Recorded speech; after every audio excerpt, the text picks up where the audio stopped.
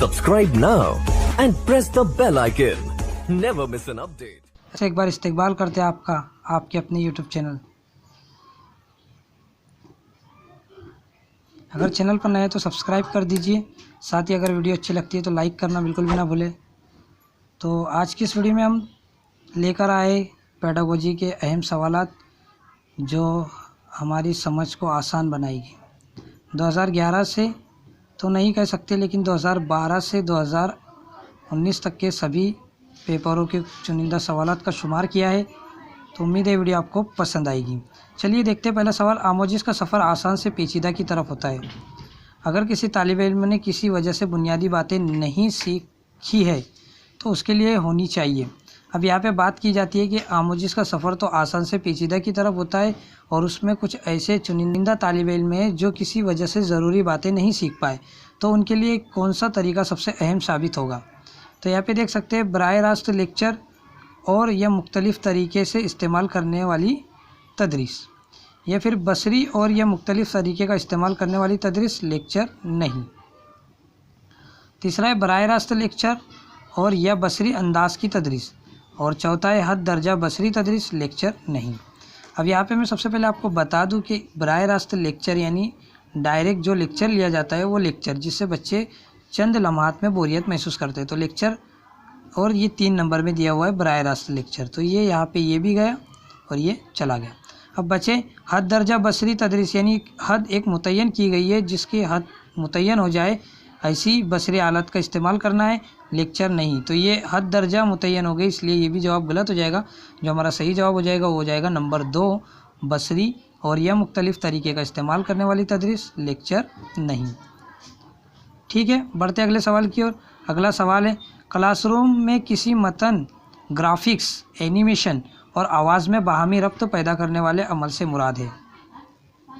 Graphs के ज़रिए पढ़ाया जाएगा और एनिमेशन के ज़रिए पढ़ाया जाएगा, तो ऐसा अमल पैदा करने से मुराद क्या है। मतन की वजाहती पेशकश करना, या फिर मल्टीमीडिया, तदरीस में मदद देने वाली वजाहती पेशकश, या फिर खुद तालीम से मुताल्लिक।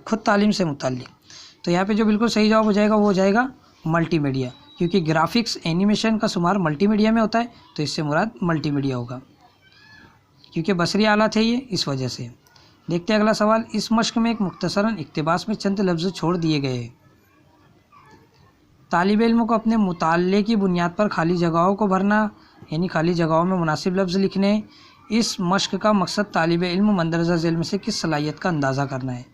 आपको बताता चलूँ कि ये 2019 में ऐसे ही एक सवालात का जिक्र किया गया था, जिसमें उसका जवाब क्लोज टेस्ट बताया गया था। क्या बताया गया था? Cloze test. तो क्लोज टेस्ट ऐसा टेस्ट होता है जिसमें चंद अल्फाज छोड़ दिए जाते हैं और बच्चों को अपनी समझ के मुताबिक उसको करने होते हैं। तो इसीलिए यहाँ पे देख सकते हैं इसका जो बिल्कुल सलाहियत का अंदाज़ा करना होगा वो होगा नए अल्फाज का इस्तेमाल, तलखीस करना, लफ्ज़ों का तलफ़ुज़, लफ्ज़ों को समझना। तो यहाँ पे जो बिल्कुल सही जवाब चला जाएगा वो चला जाएगा लफ्ज़ों को समझना। नंबर 4 बिल्कुल सही इस्तेमाल हो जाएगा। अगला सवाल देखते हैं।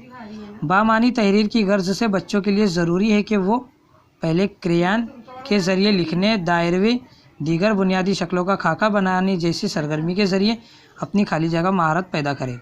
अब यहाँ पे बामानी तहरीर की गर्ज से सिखाया जा रहा है, तो देख सकते हैं सबसे पहले क्या किया जाता है। यहाँ पे क्रेयान शक्लों के ज़रिए सिखाया जाता है, उसके बाद इसमें किस महारत के लिए किया जाता है। सवाल ये पैदा होता है, तो जज्बाती महारत, ज़िंदगी को महफूज रखने की, इदराकी या हरकी। अब आपको बता दूं हरकी महारत यानी लिखने की महारत, तो जिक्र हो रहा है हरकी महारत का, यहाँ पे बात की जा रही है बामानी गर्ज की तहरीर से सिखाया जा रहा है, तो इसका जो बिल्कुल सही जवाब हो जाएगा वो हो जाएगा नंबर 4, हरकी महारत के लिए। एक तहरीरी सरगर्मी सबसे बेहतर तसलसल इसमें इस तरह है। सबसे पहले यहाँ पे देखेंगे मवाद इकट्ठा करना, तरतीब देना, खाका बनाना, दोबारा खाका बनाना। मवाद इकट्ठा करना, तरतीब देना, दोबारा खाका बनाना, तरतीब देना। अब सबसे पहले मैं आपको बता दूं कि अगर किसी तहरीर की सरगर्मी को अगर बेहतर तसलसल करना है तो सबसे पहले हमारे पास मवाद होना चाहिए। तो मवाद होने के लिए सिर्फ ये 2 जवाब बचते हैं, बाकी 2 जवाब खुद ब खुद कट हो जाते हैं। अब यहाँ पे देख सकते हैं मवाद इकट्ठा करना यहाँ पे दिया हुआ है, तरतीब देना यहाँ तक ये बिल्कुल सही है, पहले खाका बनाना फिर दोबारा खाका बनेगा, तो नंबर 1 इसके हिसाब से बिल्कुल सही चला जाएगा, क्योंकि पहले खाका बनेगा उसके बाद दोबारा खाका बनेगा, इस हिसाब से पहला बिल्कुल सही जवाब रहेगा। किसी जुमले के मतन को पढ़ते वक्त तालिब इल्मों को जुमले के हिस्सों से रब्त को समझने में मदद करते, इनमें से यहाँ पे देख सकते हैं, अब मतन जोड़ने के लिए किया जाता है तो वो कहलाता है ज़मीर।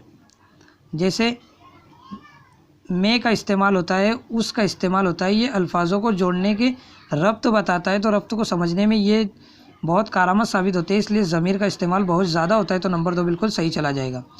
बढ़ते अगले सवाल की ओर। अगला सवाल है 3 जीली महारत का किसी एक मौजू के ज़रिए जांच करना। 3 जीली महारतों की जांच करना है, जिसमें लहजा, आवाज़ की खूबी, रफ्तार, आवाज़ की खूबी, स्टाइल और बोलने वाले की मौजूदगी, लहजा और हवाला, हरकत व सकनत, बोलने वाले की ज़ाहिरी शक्ल।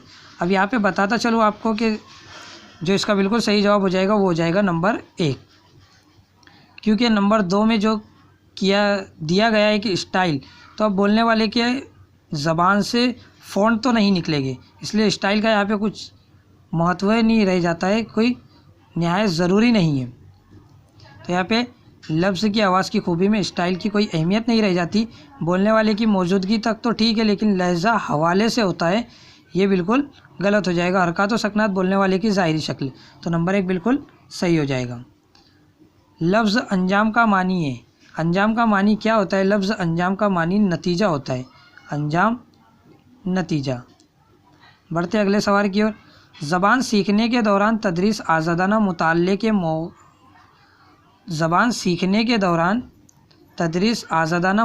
के मौके बड़ी मिकदार में हवाला जाती मवाद की फराहमी और सरगर्मियों के ज़रिए कारकर्दगी के बारे में दूसरों की फौरी राय मालूम करने में मदद करती है।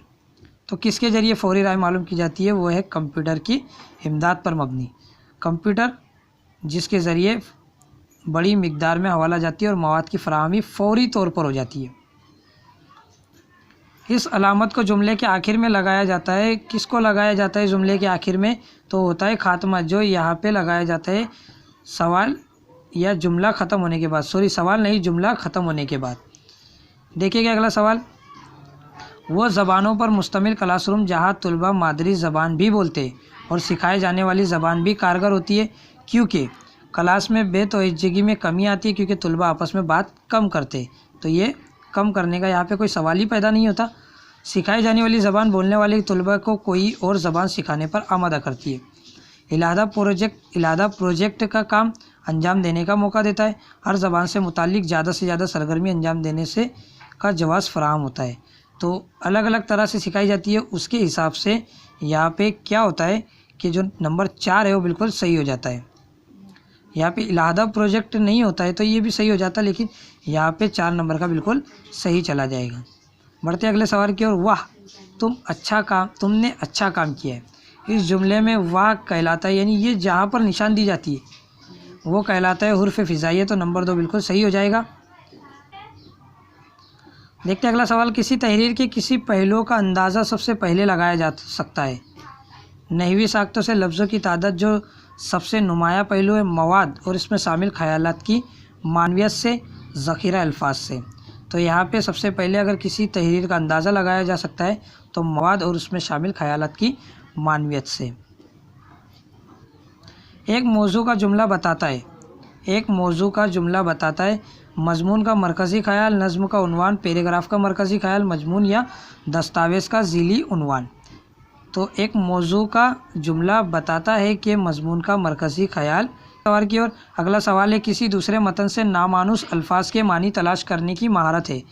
नामानुस अल्फाज की खोज करना है, ढूंढना है उसे, तो ऐसी महारत कौन सी महारत होगी? तो ऐसी महारत पढ़ने की महारत होगी। अगर इंसान पढ़ता है तभी तो वो नामानुस लफ्ज़ की खोज करेगा। जब आप अखबार में एक ख़ास इश्तिहार गौर से पढ़ते तो पढ़ने की हिकमत अमली होती है, क्या होती है? जायज़ा, क्योंकि आप जायज़ा ले रहे हैं कि उसमें क्या लिखा हुआ है और आप उसको समझने की कोशिश कर रहे हैं, तो नंबर 2 बिल्कुल सही हो जाएगा। तो बस आज के लिए इतना ही। उम्मीद है ये वीडियो आपको पसंद आई होगी। अगर वीडियो पसंद आई तो वीडियो को लाइक कीजिए।